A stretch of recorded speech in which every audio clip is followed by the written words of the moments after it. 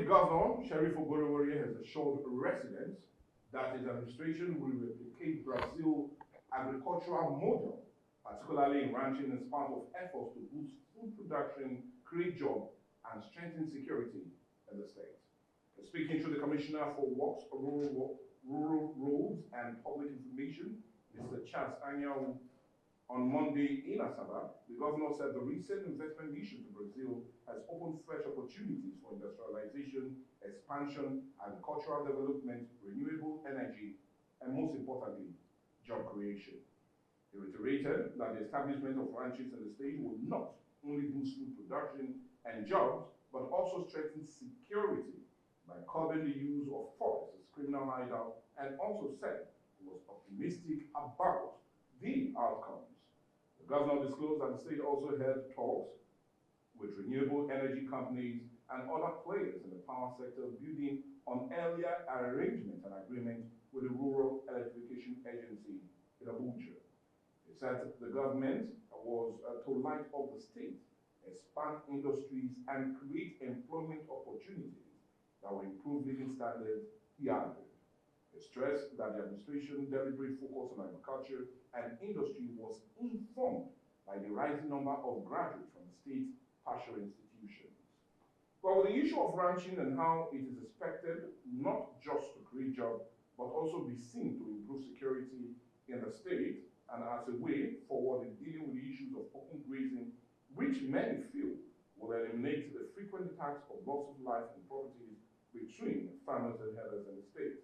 But will this plan be seen through? Well, this and more, as it concerns the governor's latest push, is what this edition of Dialogue is all about.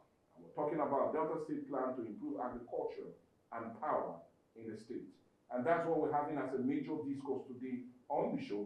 We're talking about the recent push by the Delta State government to improve agriculture and most especially strengthen the power sector in the state, all in a bid to increase the industrialization growth of the state and also, more importantly, job creation.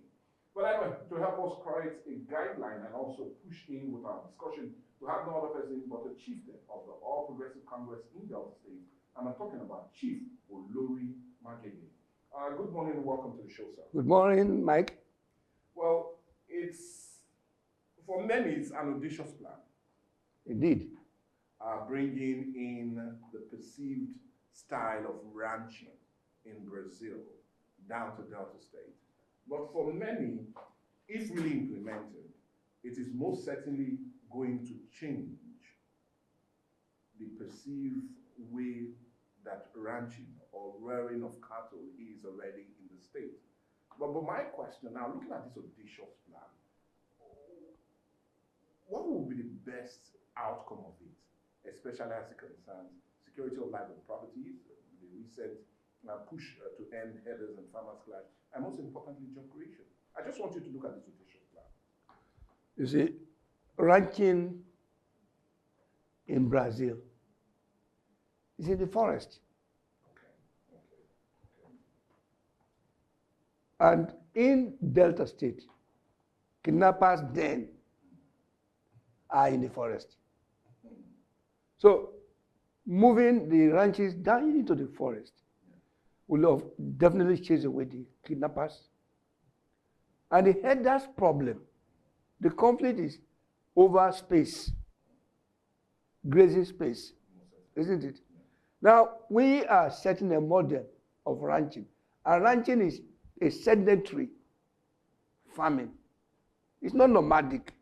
The way we perform cow rearing in Nigeria today is nomadic, with Fulani men and women moving cows from place to place. And the easiest place for them to eat is people's farms. There have been instances in which these herders have gone to uproot people's cassava for their cows to eat. That will end. But most importantly, it will lay foundation for food security. Food security is very, very important. How will that help? Well, look, Brazil has a total of 285 million cows. Wow. That surpasses even some of the states right there, even in Nigeria. Nigeria has 21 million. Wow. So compare 21 million to 285 million cows.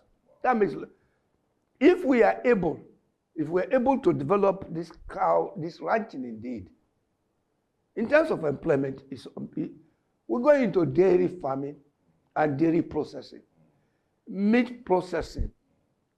Are you getting me? Hides and skin importation is infinite. The benefits are infinite. But most importantly, the price of cow meat will drop. Because this long transportation from the north to bring cow to this way will not be there anymore. We have a cow cost as much as 1 million, 1.2, 1.5 million. 1.5? Yeah. Okay, now, as much as you've given us some of the huge gains that are credible to this very plan, if implemented, I'm a bit still curious. Because many other states have tried similar. And we could still even remember that of Rivers, across River State, tried a certain process like this. Obudu. Yeah. And even Kogi State also, during the time of Yaya Bello. But none of them came.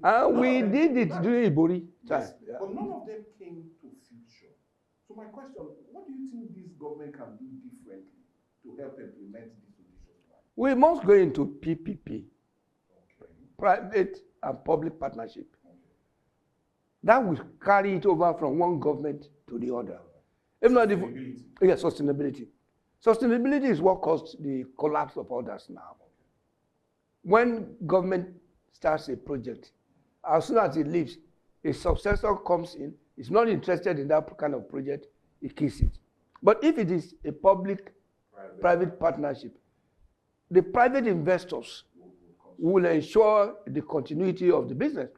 And maybe government involvement may just be in the provision of land, the construction of road infrastructure, towards maybe building schools over there for the children of the farmers, that kind of a thing.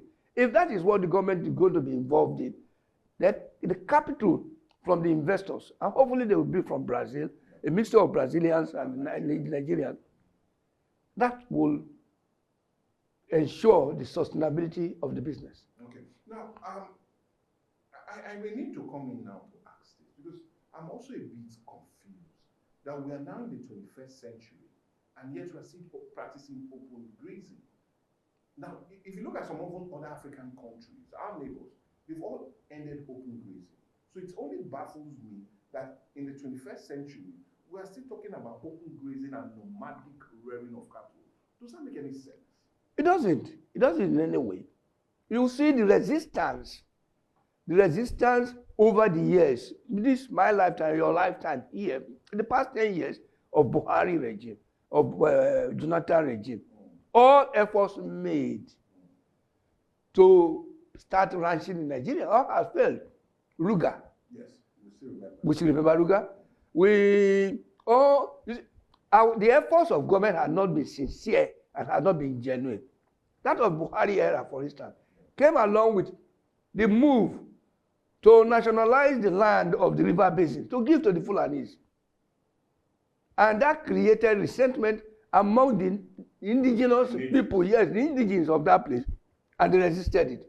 So it is the political will to, and the sincerity, lack of sincerity on the part of the government to create a pure ranching policy that will not be seen is for a particular ethnic tribe, but it's for every Nigerian. Nomadic heading is strictly for the Fulanis by nature of their culture. And very few Yoruba, I don't know if any Yoruba man or Shekiri man or a Igbo man that will be following cow from place to place all year round, living in the bush. I can't say these people doing it. But ranching is for anybody. It's a business meant for anybody who can afford it.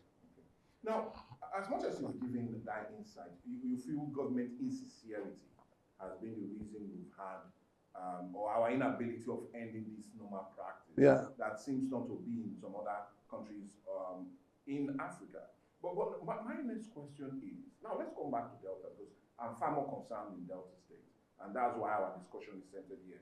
knowing that the audacious plan of His Excellency, Sheriff Olori bringing ranching here. Now, if I take my mind back to the 21st of September 2021, we had the anti-open grazing bill signed into law by former Governor Okowa. Now, he signed that into law. And yet, we still find cows roaming the streets of Delta State. On my way to work today, I saw some. Very funny enough. The wet weather, but we saw cows on the street. I was coming to work and I saw cows on the street. So my question is, why was that law fully not implemented on the mind we had it as a major law to curb all of these unnecessary moving around of cattle? Look, Mike, that question you've just asked has a lot of implications. But I don't damn. I damn them all. Cattle business is predominantly Fulani. Are you getting me? Yeah. Former Governor Okowa was a vice presidential candidate to Fulani. Right? I think that's answered that question. Well, I don't want to push you. I've answered your question now. You understand, and the listeners, I'm sure they get the point. Okay. How are you going to implement? How are you going to enforce something that is with tantamount to your persecution of the tribe of your principal? Okay, well, anyways, we'll leave that. Let's leave that. The important thing is that it's not being enforced. That's what is important. The question. Well, in case you're watching us, and it's a dialogue on Viewpoint on Atlantic TV, and on today's edition, we're looking at the recent push by no other but the Delta State governor, as he tries to see how he can bring on board the issue of ranching, especially to Delta State, looking at huge, not just only financial gains that will be accruable to these very practice, but also the issue of protection of life and property as it concerns the recent or frequent clashes between herders and farmers. And according to NICSA, violent conflict database, no fewer than 2,800 lives and that of Deltans have been lost in Nigeria in the last 4 years on account of herders and farmers clashes.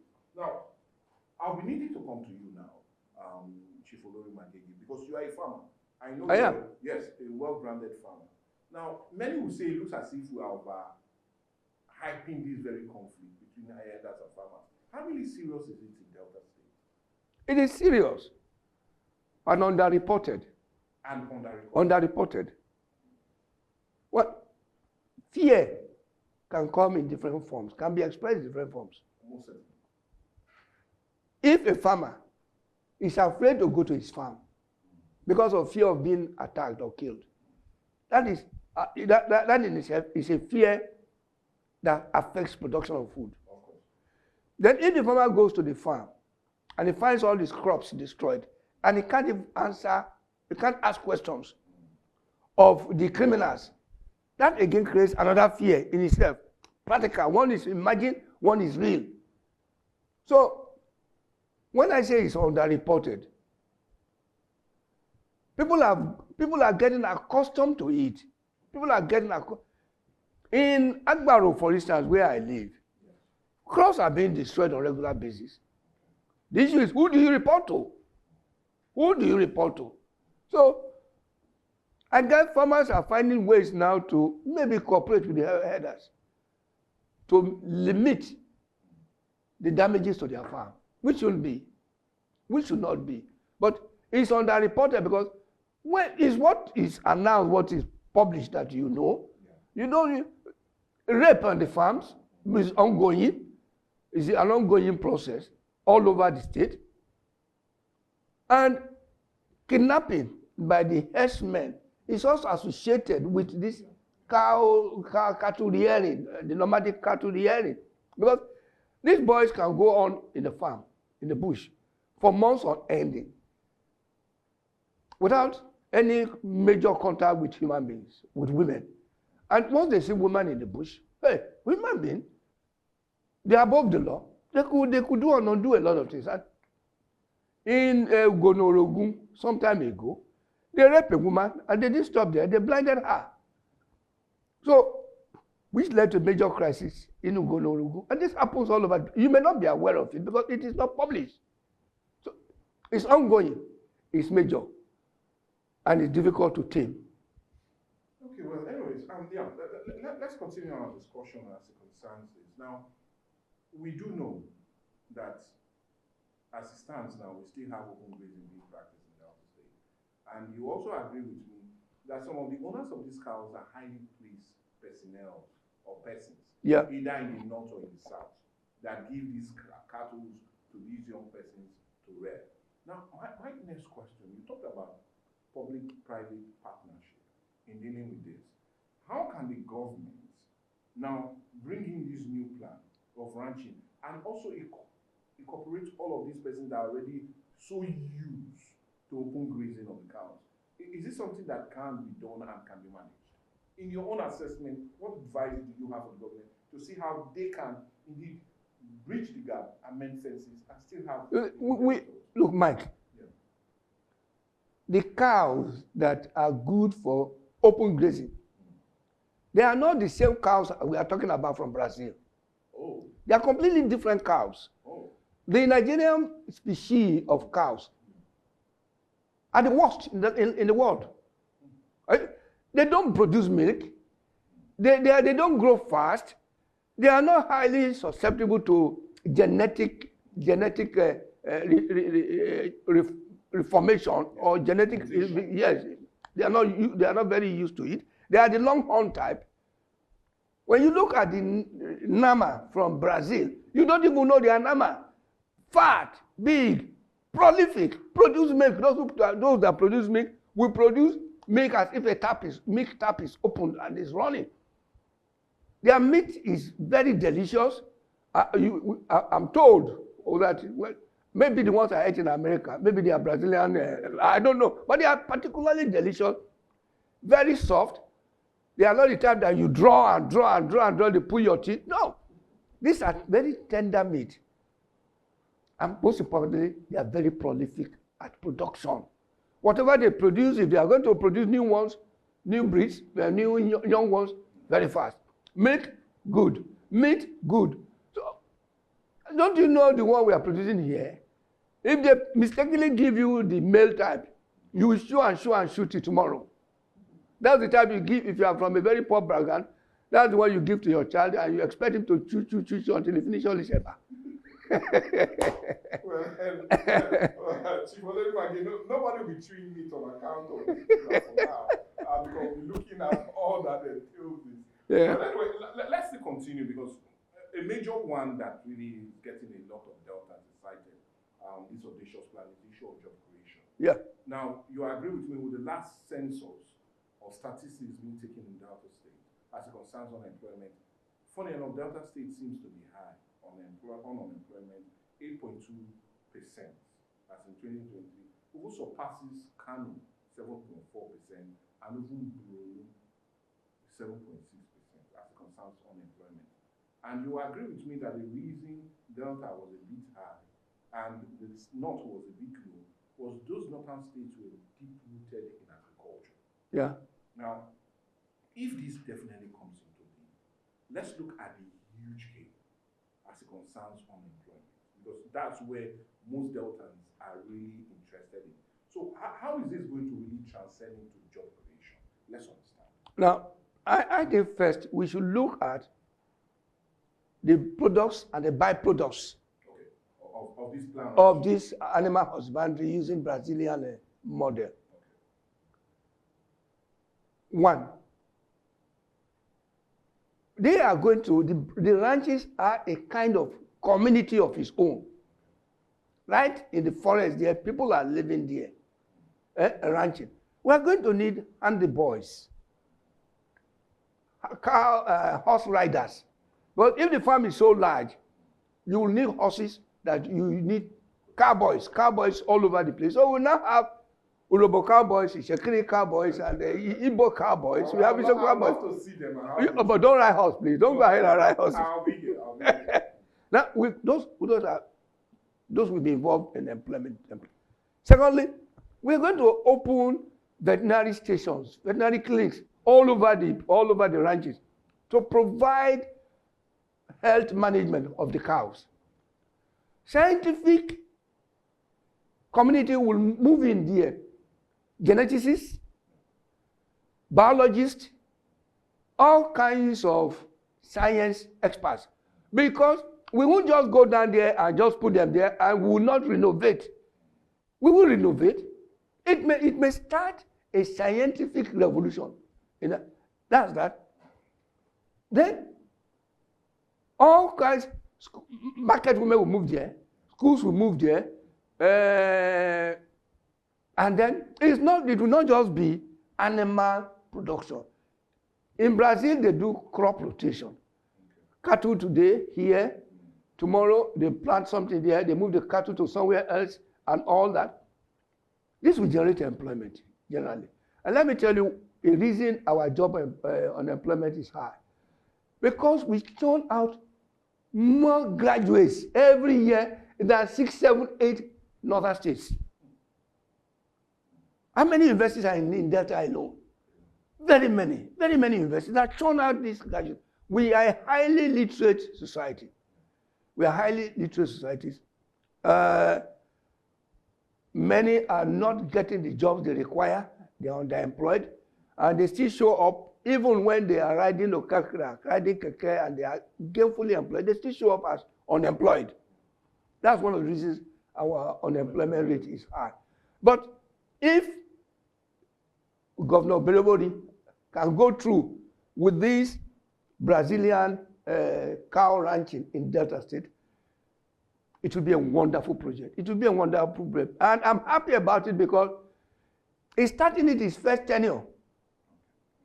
So if there's every right of sustainability. Yes, if we cannot gestate, if we now can gestate through this remaining part of this first tenure, and the project now comes on stream about the beginning of his second tenure, then sustainability will not be a problem anymore. It will have grown to such a level that nobody can kill it anymore.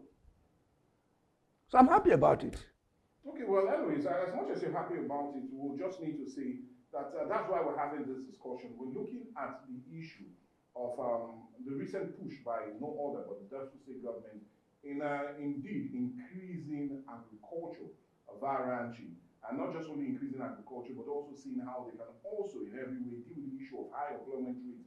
That seems to be bedeviling a lot of Delta youth, knowing and judging by what our guest, no other person but Chief Olori Magege, has said that, well, Delta State, in all honesty, has a large number of tertiary institutions, and every year round, they seem to be chunking out a huge number of graduates. Hence, the governor is thinking towards this direction in his very statement in trying to see how he will bring about proper ranching, the Brazil model, to Delta State. But that's not only what he said during his recent talk on Monday. He also talked about the issue of power generation, which he said he has already met some major renewable companies, power generating companies in Brazil, and is thinking towards bringing it here. And that's where I want us to go, because with our own understanding also, we do know that just recently, to be precise, the Delta State government signed a deal to unlock about $158 million in private sector form to see how they can indeed deal with about 386,000 residents as it concerns the issue of power generation.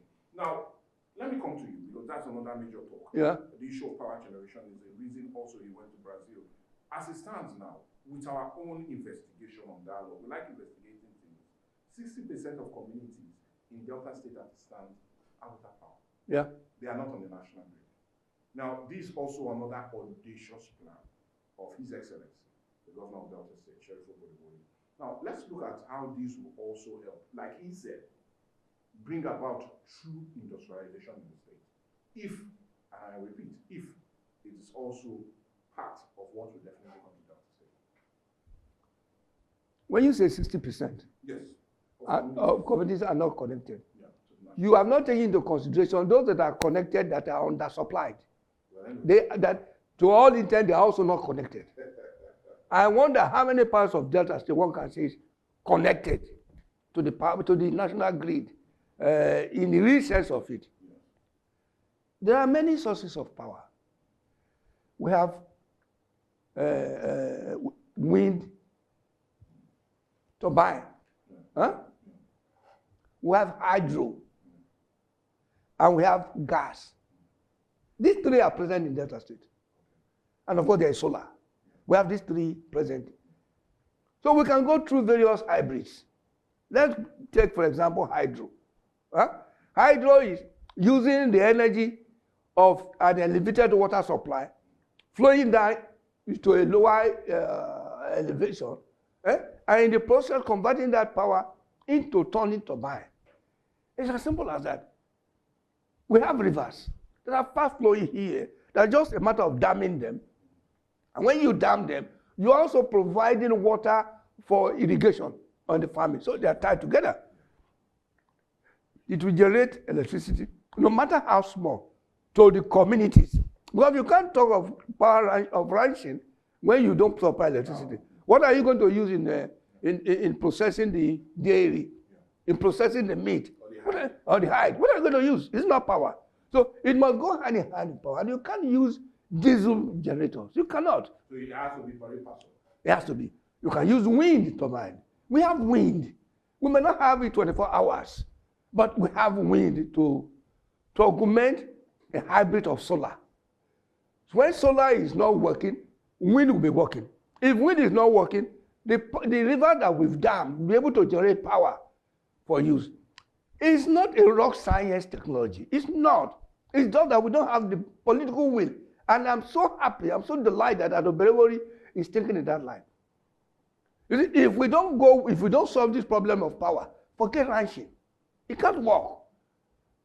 And if we solve the problem of power, a lot of other things will go on. Because we are talking of ranching here now. In Brazil, you have ranching here, you have poultry here, you have pig rearing here, you have raccoon raising here. You just need to go into Google and you will read all these things that are happening in Brazil because one becomes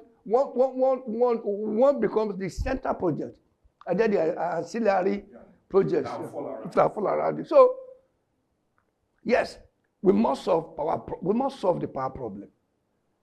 If we're able to get excess power from all this that I'm telling you about, then we can supply to Warri, we can supply to Ugele, we can supply to Agbaru. I don't ever forget Agbaru, that's where I am. We can supply. And energy, power energy, is the be-all and end-all of industrialization. Without it, forget it. Now, yeah, you just brought something out that I want us to still answer. And it's the issue of industrialization of Delta State. You totally agree with me, Delta State is being called a civil service state. Indeed. For many years, it has always been called a civil service state. But how can also this government, I know power is the bedrock for every industrialization, but how can we now, or rather, how can this administration set the roadmap for industrialization of Delta State? We see some states taking the lead. Lagos is always well industrialized, even before now. Ogun is taking that lead. We are seeing more companies spring up in Ogun State. And funny enough, Abia State, in the southeast, is also thinking towards bringing power and industrializing the state from being a normal market state to that of an industry base. So how can this be a roadmap from changing Delta from a civil service state to that of an industrialized state? We were not a civil service state before. AT&P in Sapele, the largest plywood factory in the entire of Africa, collapsed. It was owned by UAC, I think so, UAC. And when they left, their typical way of doing it is they crippled the industry, leaving only the caricature for us. Bendel Glass is a graveyard next to a thriving glass industry, bitter glass there. Asaba Textile Mill. You see, there were hundreds of thousands of private industries Olo drinks in Ugele, Skol in Agbaroto, Sparkling in Ugele, this oil producing something in Sapele. You see, radios were being assembled, electronics were being assembled in Atamakulomi, in Wari. In those days, I grew up to see these things, but they've all collapsed because of government policies that were not good. Are you getting? If we are going to generate revenue, you must plan first. You don't start plucking fruits from a tree you planted today. We must allow factories, businesses to undergo a period of gestation. Tax incentive to be given to them. Immune them from political influence that will make them die. Because if, for instance, I am strongly pro-Buhari, as I am, and I'm manifestly so, when Oberori leaves and his successor does not like Oberori, he will start attacking me, my business. Are you getting it? That's why these businessmen should be immune from the vagaries of politicking. A policy that is changed like you are changing your underwear cannot sustain business, cannot sustain business development. Policies must be 10 years, 20 years ahead. Delta State must have a master plan, industrial master plan, that anybody who goes abroad to look for partners can put this on the table and say, this is my state's master plan. This is our industrial, this is agric. Because when we talk about agric, people think agric is also part of industry. Because most of the things that we are going to convert are from farms. Okay. And then an interested businessman will not say, okay, I am interested in farming, cassava, starch conversion. We have seen it here. When I was chairman of Waste Management Board, and I sent my essay to China, what they were looking for is, where is your waste management master plan? I tried everything to convince the government of the day that I served. Let's have this master plan. So it's not for Olori Magege. It's not for my tenure. It's something that will last forever. It didn't see the light of the day. For 35 million naira, no money was given to us to do it. Today, I am told that when a delegation went to China, they asked, where's your waste management master plan? Are you getting the point I'm making? Yeah. We must have a master plan, integrated, that will, for the next 10 years, we call it rolling plan. So that you now say, this year or this tenure, I am going to build 10 hydro power stations. So first year, second year, you build 2. You know you are still short by 8. You review the 2. How is it performing? How is it working? Then you go to the next 2 years, you use the guidelines, the mistakes that you've made, the lessons you've learned to develop further. So when another government comes in, it looks at the master plan. Okay? My predecessor developed 6 out of 10. They are tried. Let me take the remaining 4. Add another 4 to it. We are making progress. That's the way people make progress. You say you are going to construct 20 rural roads. Okay, out of the 20, I'll be 10 in the ranching community. You are not able to build the 10, you build 6. First year, you build 2. There must be a reference point. And that's what master plan is all about. A reference point for development. Yes? A child goes to primary 1. He does the exam, he passes. He moves to primary 2, primary 3, primary 4, until he finishes his school set. All along the road, they are assessing him with exams. It's not different from industrialization. One thing after the other. One thing after the other. And that's what we need badly. And I hope and I pray or that this ranching we are talking about, this power generation that we are talking about, will be part of that master plan for Delta State industrialization. Now, you've talked about this, and I really would say we're really happy that you're setting a pace and what should naturally be, especially as concerns the industrialization of Delta State. But another major one many Deltas are also talking, which I feel I'll need to bring to you, is the issue of our ports. Because as much as you can generate, you do know our roads on the mining is now being looked into, especially by this very administration, would not be taking the huge amount of things that will be shipped to other parts of the continent and other parts of the world. So how really important is also the issue of our ports coming into life? Because if we look at it, many will say the ports in Warri should also be referenced to that in Lagos. And we're having less activities in our port as we used to in 3 or 2 decades before now. So how also important is the coming of our ports in this push for industrialization of Delta State? You see me folding my hand. I changed my posture. I grew up in Warri in the 60s and 70s.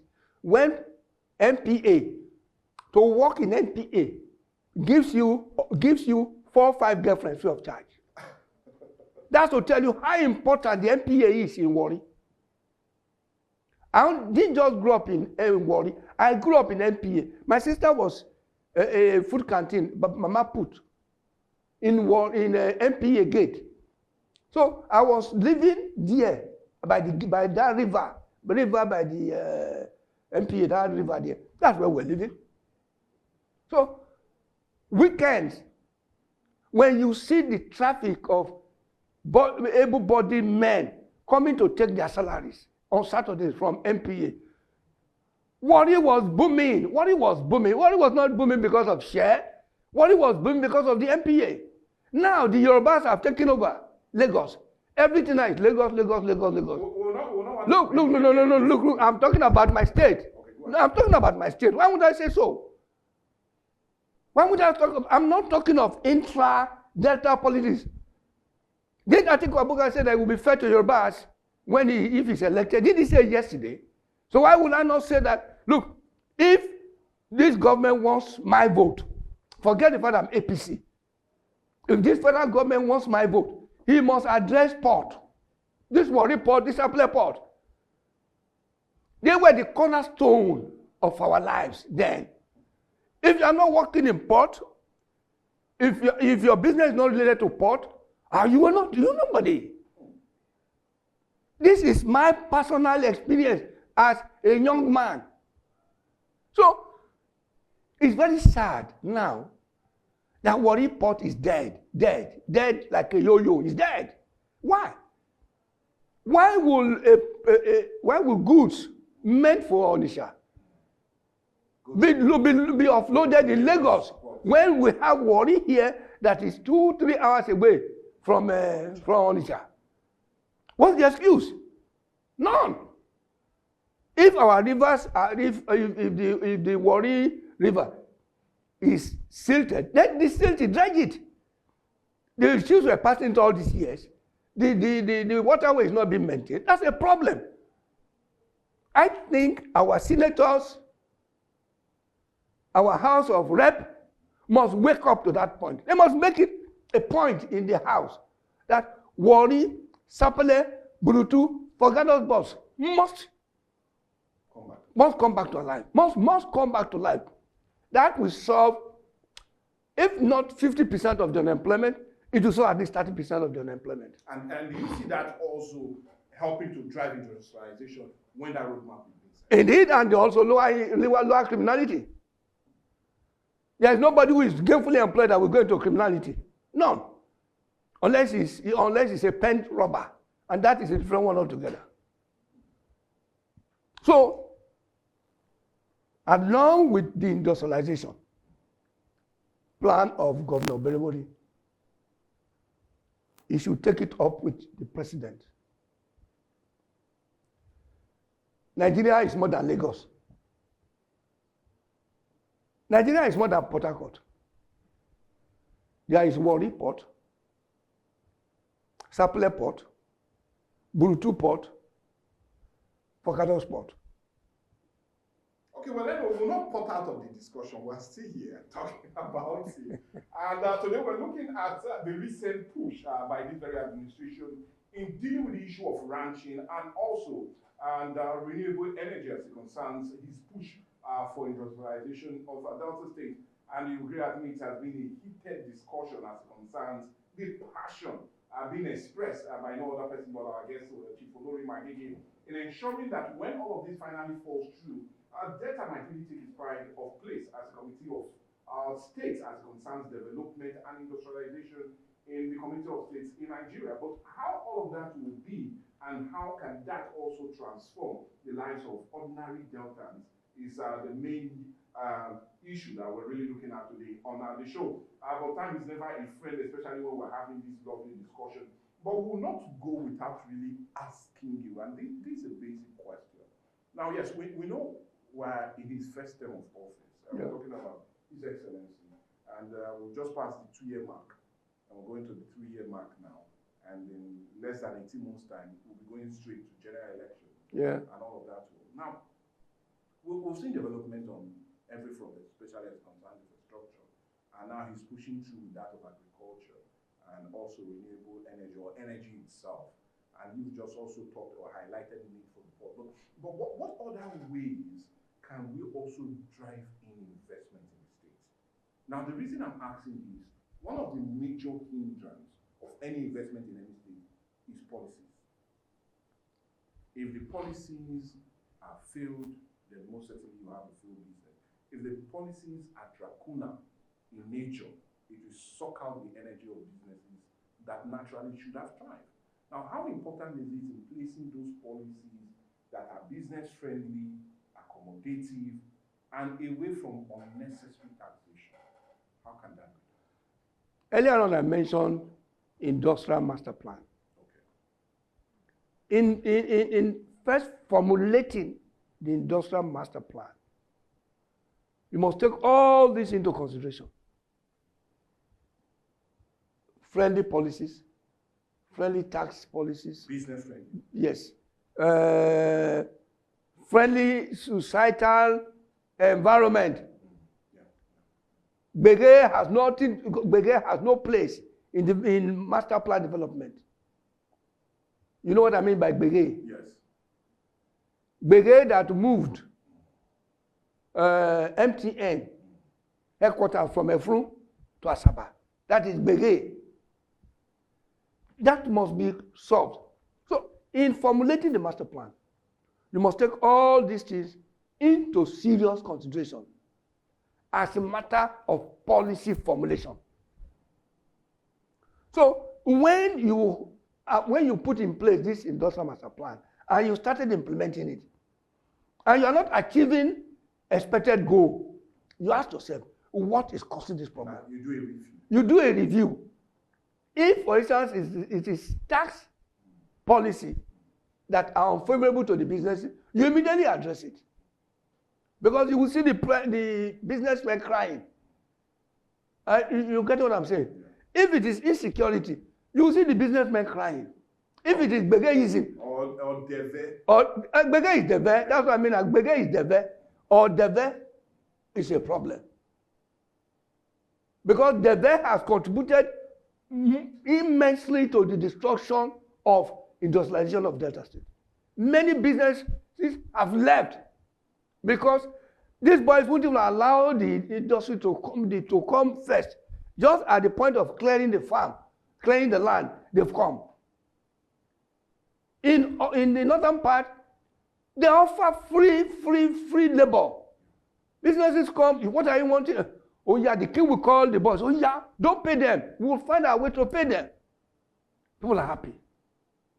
But here in Delta State, through the mentality of Deve, we treat industrialists as enemies. We treat them as enemies. That shouldn't be. These people have come to help us. What are you getting from the grasses that are growing in your land?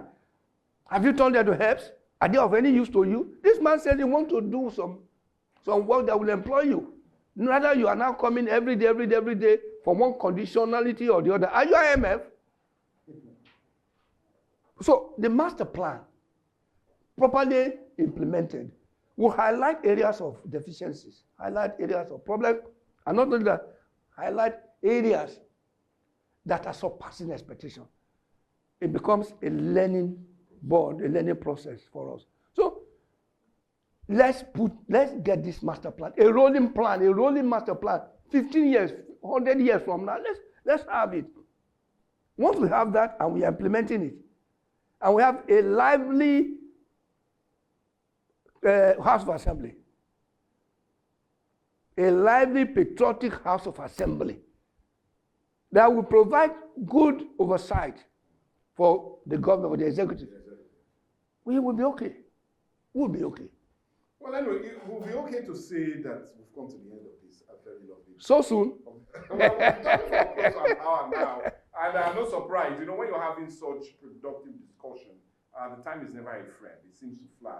But we'll not fly away from here without really thanking you so much. And I'm talking of no other person. But Chief Olori Magege, Chieftain of the APC, coming to bring your own insight into what you feel needs to be done, as much as you are also applauding what His Excellency is trying. Oh yes, I'm clapping for him. I'm clapping for him. We truly appreciate your time with us, and we will always be appreciative more when we call on you anytime. I know you're Oliver Twist. I'm ready. I'm available. We're always there to ask. I'm available. And also to invite. Thank you so much for You're welcome. Really appreciate it. Well, anyway, that's more like a wrap today on our dialogue. It has been one of our real discussion as we try to see how we can better our Delta State and make it really the big heart of the nation, and well, the implementation, or rather the proposed push by this very administration dealing with the issue of ranching and also renewable energy help to industrialize the Delta and also shift it from the perceived civil service state it is being looked on and take it to an industrialized state. Well, all of that is. I'll just implore you to drop a comment on our different social media platforms. Let's get your reaction as it concerns this very topic and other topic on dialogue, and also what you also enjoy for us to talk about. All will be listened to, and definitely we will be doing that for you to enjoy.